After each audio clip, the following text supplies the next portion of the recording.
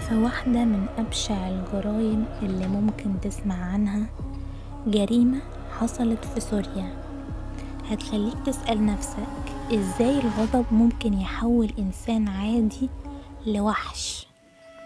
القصة بدأت بشكل بسيط.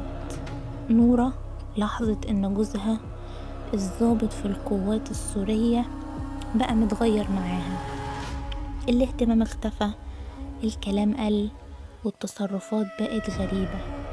حاولت تفهم السبب، حاولت تراقب، لكن كل مرة كانت ترجع لنفس السؤال: ايه اللي بيحصل؟ لحد ما في ليلة رجع جوزها من الشغل تعبان ودخل ينام. نورة استنت اللحظة اللي يتأكد فيها انه نام فعلا، ومسكت موبايلها، وموبايله اللي شافت فيه رسايل كانت كفيلة ان تقلب حياتها كلها في لحظة. علاقة مع ست تانية، وكلام بيؤكد انه متجوزها من فترة من غير ما نورة تعرف اي حاجة عن الموضوع ده.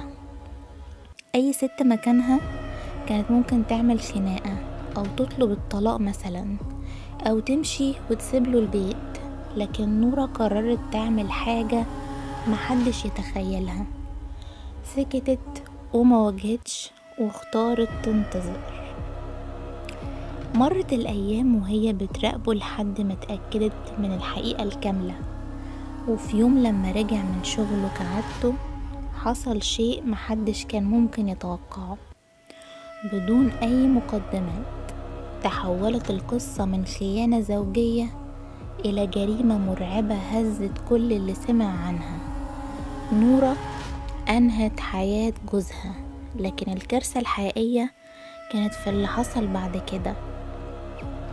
قرار صادم، تصرف مفيش عقل بشري طبيعي يستوعبه، شيء خلى الجيران يعيشوا صدمة عمرهم لما عرفوا واكتشفوا الحقيقة.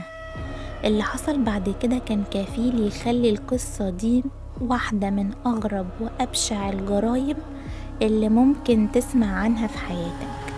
ولو فاكر انك سمعت كده كل حاجة، صدقني التفاصيل اللي جاية هتخليك مش مصدق ان ده حصل فعلا.